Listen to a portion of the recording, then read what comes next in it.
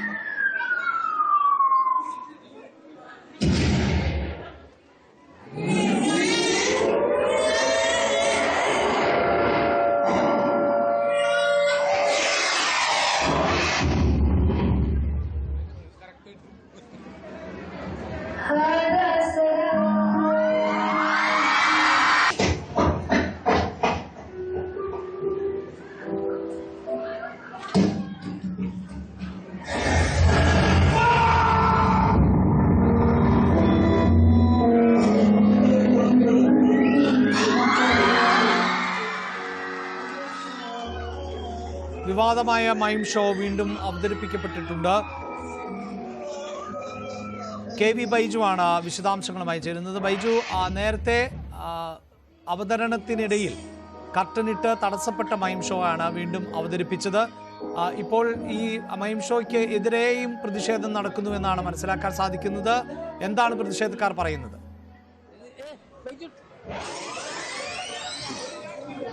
അഭിലാഷ്, മൈം show പൂർത്തിയാക്കിയിരിക്കുന്നു. അതായത് പാതി വഴിക്ക് 2.5 മിനിറ്റ് മാത്രം ദൈർഘ്യത്തിൽ ഈ കർട്ടനിട്ട മൈം ഷോ അത് പൂർത്തിയാക്കിയിരിക്കുന്നു. ഇപ്പോൾ BJPയുടെ പ്രതിഷേധമാണ് നമ്മൾക്കിപ്പോൾ ദൃശ്യങ്ങളിൽ കാണുന്നത്. സ്കൂളിന് പുറത്ത് BJP പ്രതിഷേധം നടത്തുകയാണ്. ഇത്തരത്തിലുള്ള പലസ്തീൻ അനുകൂലമായ ഒരു മൈം ഷോ അത് അവതരിപ്പിച്ചതിനെതിരെയാണ് ഇപ്പോൾ BJPയുടെ പ്രതിഷേധം. എന്തായാലും BJP അവരുടെ പ്രതികരണം കൂടി ഇപ്പോൾ ലഭ്യമാക്കുന്നുണ്ട്. ശ്രീകാന്ത് ഇപ്പോൾ സംസാരിക്കും. നമുക്ക് അവരുടെ പ്രതികരണത്തിൽ കൂടി പോവാം. മറ്റു കാര്യങ്ങൾ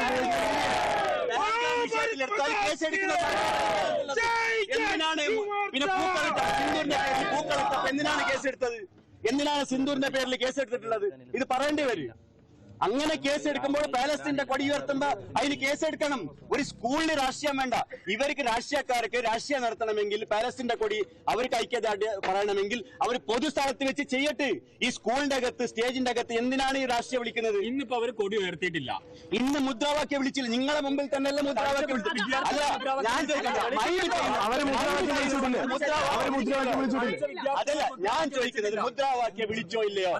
നിങ്ങളെ മുമ്പിൽ ഏതോ സ്കൂളിന്റെ അകത്ത് അപ്പൊ ഒരു പ്ലാൻ അല്ലേ? കുട്ടികളുടെ രാഷ്ട്രീയ ഞാൻ ചോദിക്കട്ടെ, കുട്ടികളുടെ രാഷ്ട്രീയമുള്ള നമ്മൾ ചോദ്യം ചെയ്യുന്നത്. കുട്ടികളുടെ രാഷ്ട്രീയത്തിന് നമ്മൾ പറഞ്ഞില്ലല്ലോ. പക്ഷെ പുറത്തുള്ള ആൾക്കാർ എന്തിനാണ് ഈ തരത്തിലുള്ള രാജ്യവിരുദ്ധ വിഷയത്തിന് ഇവർ സപ്പോർട്ട് ചെയ്യുന്നുള്ളത്? ഇന്ന് ഞാൻ ചോദിക്കുന്നത് ഇവിടെ ഭീകരവാദ സംഘടനകളെ എങ്ങനെയാണ് ഇവിടെ ഭീകരവാദ സംഘടനകളെ പൊതുസ്ഥലത്ത് ചെയ്തില്ലേ? രാഷ്ട്രീയപരമായിട്ട് LDFും UDFും പൊതുവാണെങ്കിൽ പോലീസാണ് നിങ്ങളുടെ മുമ്പിൽ നിൽക്കുന്നത്. അവർക്ക് കേസെടുക്കാം. അതുകൊണ്ടല്ല സിന്ദൂറിന്റെ വിഷയം സ്വന്തം സിന്ദൂർ രാജ്യദ്രോഹമാണ്. ഈ പോലീസ് കേസെടുത്തിട്ടുണ്ട്. അതിനർത്ഥം സിന്ദൂർ രാജ്യദ്രോഹമാണെന്നാണ് നിങ്ങൾ പറ. സിന്ദൂർ രാജ്യദ്രോഹമാണ്. ഞങ്ങളുടെ ചോദ്യം ഇത്രയേ ഉള്ളൂ. ആവിഷ്കാര സ്വാതന്ത്ര്യത്തെ നമ്മൾ ആരും ചോദ്യം ചെയ്യുന്നില്ല. ഇവിടെ മറ്റൊരു രാജ്യത്തിന്റെ പതാക നമ്മുടെ രാജ്യത്തിന്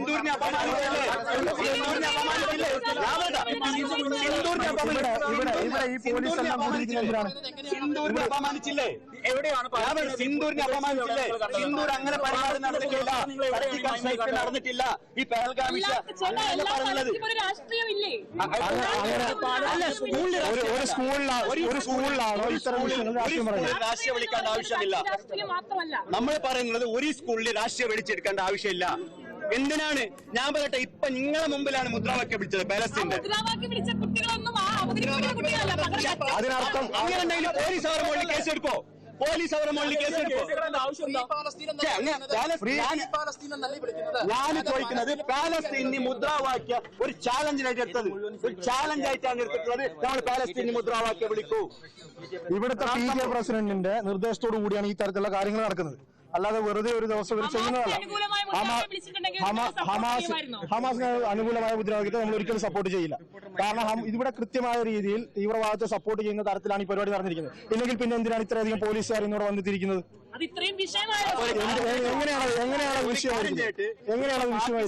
ഇല്ലാത്ത വിഷയങ്ങൾ വെച്ച് ഭാരതത്തിന്റെ എതിരായിട്ട് പറയുന്നുണ്ടല്ലോ, അതിനൊരു മുദ്രാവാക്യം വിളിക്കാൻ പറയൂ.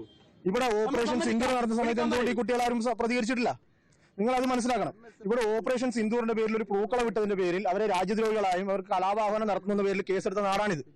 ആ പോലീസിനോടാണ് നിങ്ങൾ ഇവരെ അറസ്റ്റ് ചെയ്യാൻ പറയുന്നത്. ഇവിടെ തീവ്രവാദത്തിന് സപ്പോർട്ട് ചെയ്യുന്ന നിലപാടുകൾ നടന്നിട്ടില്ല എന്ന് നിങ്ങൾക്ക് തുറന്നു പറയുന്നത്. ആവിഷ്കാര സ്വാതന്ത്ര്യത്തിനാണ് സിന്ദൂറിന്റെ പൂക്കളിട്ടതിന് കേസെടുത്തത് പോലീസ്. ഏത് ആവിഷ്കാര സ്വാതന്ത്ര്യം അല്ലേ? അതെ, ഒരാൾക്ക് ഒരു നയമാണോ കേരളത്തിലുള്ളത്? അല്ല, ഞാൻ ചോദിക്കട്ടെ, BJP ചെയ്യുന്ന പരിപാടിക്കും സംഘപരിവാർ ചെയ്യുന്ന പരിപാടിക്കും മാത്രം കേസെടുക്കാം. മറ്റവർ എന്ത്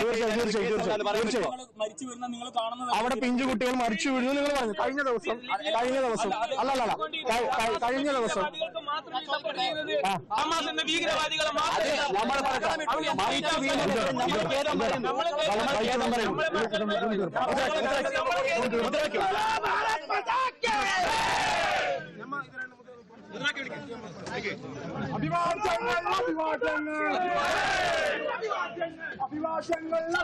KV ബൈജു ആണ് ചേരുന്നത്. ബൈജു, ഇതിലിപ്പോൾ ഈ മൈം ഷോ അവതരിപ്പിച്ചു കഴിഞ്ഞു. പുതിയ ദൃശ്യങ്ങൾ പൂർണ്ണമാണ് എങ്കിൽ നേരത്തെ അവതരിപ്പിച്ച മൈം ഷോയിൽ നിന്ന് തികച്ചും വ്യത്യസ്തം തന്നെയാണ്. കഴിഞ്ഞ ദിവസം അവതരിപ്പിച്ച മൈം ഷോയിൽ ഏറ്റവും ഒടുവിൽ പ്ലക്കാർഡുകൾ പോലെയുള്ള ചില പോസ്റ്ററുകളൊക്കെ ഉയർത്തി കാണിച്ചിരുന്നു. ഈ മൈം ഷോയുടെ അവസാനം വരെ അത്തരത്തിൽ കാണുന്നില്ല.